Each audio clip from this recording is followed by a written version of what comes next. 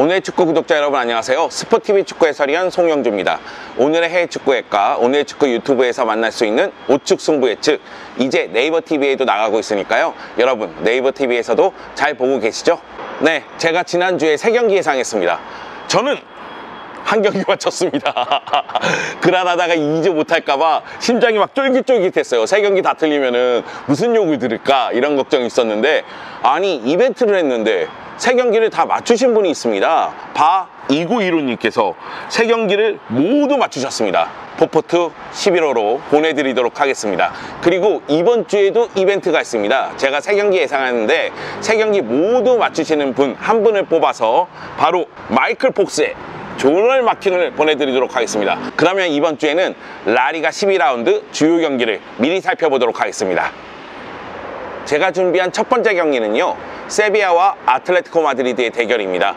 말 그대로 우승 후보들의 대결이라고 해도 과언은 아닐 텐데요. 세비야 같은 경우에는 훌렌 로페테기 감독이 지휘봉 잡고 나서 올 시즌 어려움을 좀 겪었지만은 그럼에도 불구하고 탄탄대로를 달리고 있습니다. 3패를 기록하고 있는데 3패는 에이바르에게 당한 패배는 좀 아쉽긴 하지만 그래도 레알과 바르셀로나에게는 당할 만한 패배였고요. 그렇기 때문에 이 경기는 세비야에게 매우 중요합니다. 아틀레티코 마드리드를 잡으면서 우리가 우승 후보로서의 면모를 갖추고 있다, 이걸 입증해야 되거든요. 분위기는 매우 좋습니다. 주중에 헤타페하고의 대결에서 2대0으로 승리를 거두면서 공식 3연승을 달리고 있습니다. 다만 이 경기에서 에스쿠데르 선수가 부상을 좀 당했죠. 아틀레티코 마드리드하고의 대결에는 출전하지 못할 것으로 보입니다. 로페테기 감독은 약간의 어려움을 겪긴 했지만 4-3-3 포메이션 하에서 나름대로 플랜 A를 잘 잡아가고 있습니다. 특히 미드필더 라인의 3미들 바네가, 조안 조르단, 페르난두는 탄탄한 모습을 보여주면서도 공격을 잘 지원하고 있고요. 좌우 측면에서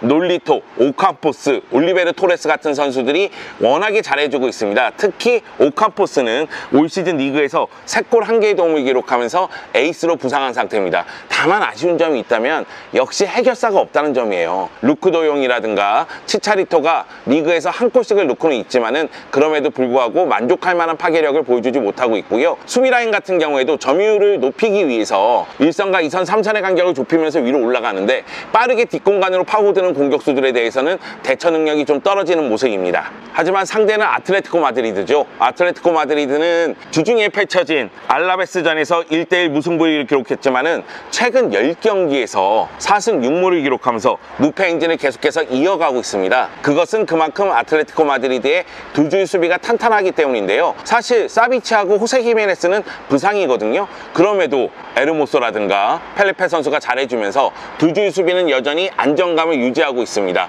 문제는 파괴력이죠. 상대를 압도할 수 있는 힘이 좀 떨어지는 건 사실이거든요. 여기에 주앙 펠리스가 부상이지 않겠습니까? 그런데 스페인 내에서도 디에고 코스타하고 알바로 모라타하고 투톱으로 기용됐을 때 둘이 호흡에 문제가 있는 것 아니냐 이런 얘기가 나오기 시작했는데, 앙헬 코레아와 모라타를 썼을 때 호흡이 굉장히 좋은 편이에요. 그리고 알바로 모라타가 최근 공식 3경기 연속골을 넣고 있습니다. 여러모로 아틀레티코 마드리드는 힘을 받는 상태인데 그럼에도 역시 파괴력은 더욱더 향상시킬 필요성은 있습니다. 아틀레티코가 최근 세비야를 상대로 3차례 대결에서 1승 2무로 패배가 없습니다. 세비야 입장에서는 홈에서 최근 아틀레티코 마드리드에게 2경기 연속으로 승리가 없다는 점이 좀 아쉽긴 합니다. 하지만 최근 기세가 정말 대단하고, 그리고 아틀레티코 마드리드가 공격 쪽에서 아직도 2% 부족하다는 점을 고려했을 때 이 대결은 세비야가 점유율을 가져가고 아틀레티코 마드리드가 단단한 수비를 보여주면서 무승부를 기록할 것으로 보입니다. 그릴리시 잭님이 요즘 AT 마드리드 공격력이 너무 안 좋다고 하던데, 그래서 손흥민 선수를 추천하셨어요. 이게 굉장히 재미난 게, 제가 이번 주에 히든풋볼 3에서도 아틀레티코 마드리드의 손흥민이 굉장히 잘 어울린다는 얘기를 했거든요. 근데 물론 주앙 펠리스가 능력은 뛰어나지만은 아직까지는 재능이 폭발했다고 보기는 어렵고, 근데 손흥민 같은 경우에는 측면과 최전방에서 공격의 스피드를 높이면서도 골을 기록할 수 있는 힘이 있지 않습니까? 물론 이제 라리가 적응해야 된다 이런 얘기가 나올 텐데 2개 리그에서 성공한 선수예요. 분데스리가에서 성공했고, 프리미어 리그에서 성공했고, 그리고 챔피언스 리그에서도 팀을 결승까지 올리는데 혁혁한 공을 세운 선수 아니겠어요? 저도 손흥민을 아틀레티코 마드리드에 추천하고 싶습니다.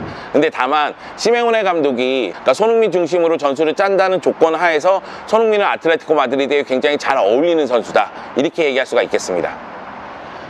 두 번째 경기는 레알 마드리드와 레알 베티스의 대결입니다. 여러분, 맞습니다.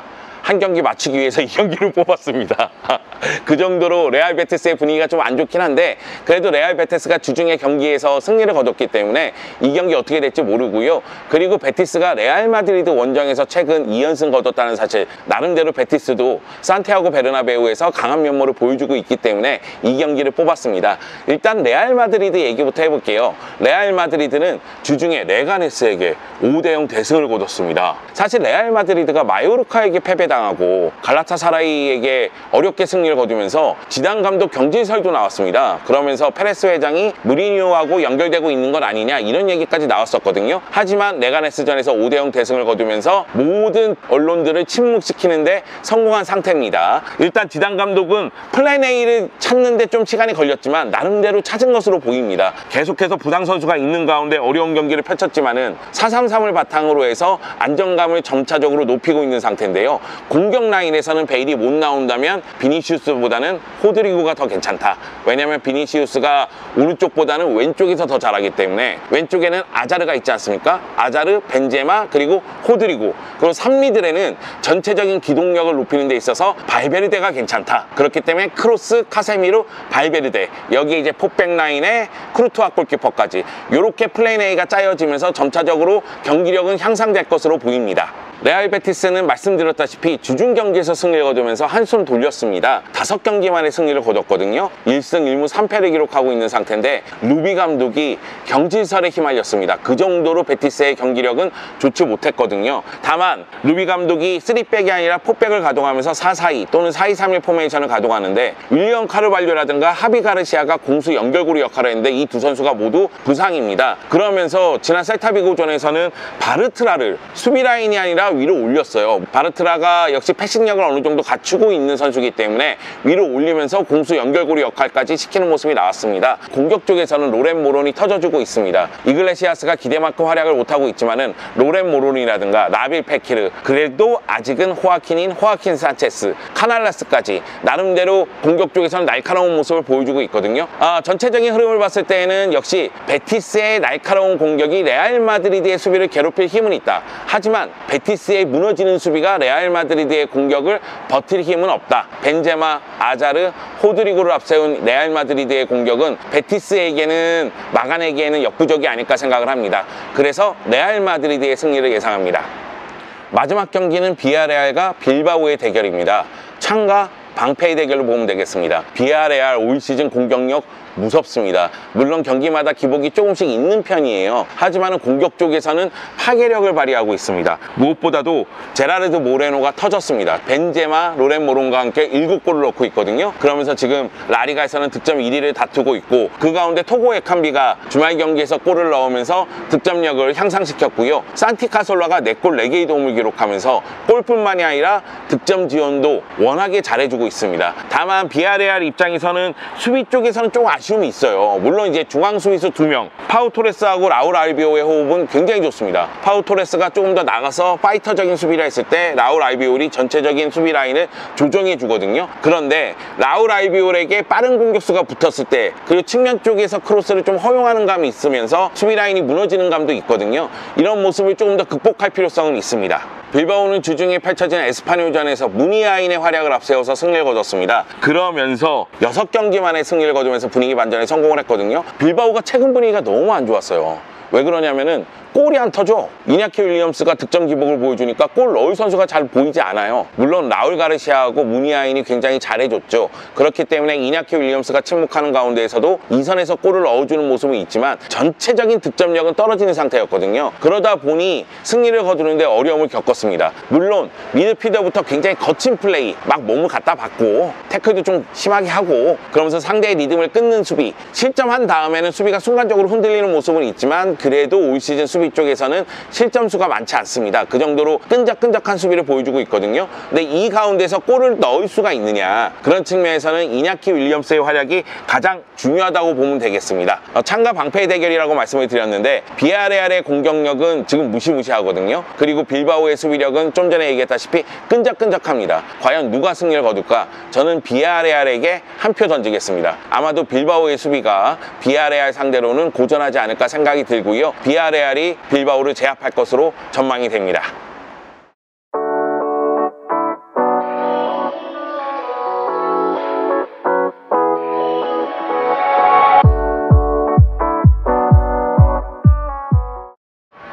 자, 오늘 준비한 프리뷰는 여기까지입니다. 제가 3경기 예상했는데 한 경기는 보너스 아니겠습니까? 물론 베티스가 산티아고 베르나베우에서 최근 2연승을 거뒀기 때문에 어떻게 될지 모르겠지만 레알 마드리드가 승리할 가능성이 좀 더 높으니까 여러분들이 이 3경기 다 맞출 가능성은 더 높아진다고 저는 생각이 들고요. 그런 측면에서 유튜브 댓글에 이 3경기 예상에서 꼭 이벤트 선물 받아가시길 바라겠습니다. 선물은 존얼 마킹.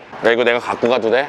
유럽 축구 역사를 알 수 있는 존얼 마킹. 한준희 해설위원이 감수했다고 하더라고요. 준이 형한테 한번 물어봐 볼까? 이 책을 이벤트 선물로 드리도록 하겠습니다. 그럼 유튜브 오늘의 축구 구독, 좋아요, 댓글 잊지 마시고요. 잊으면 안 돼. 네, 그리고 많은 의견과 관심 부탁드리도록 하겠습니다. 우측 승부 예측은 오늘의 해외 축구 앱에서도 확인하실 수가 있습니다. 그럼 저는 다음 라운드에 돌아올게요. 감사합니다.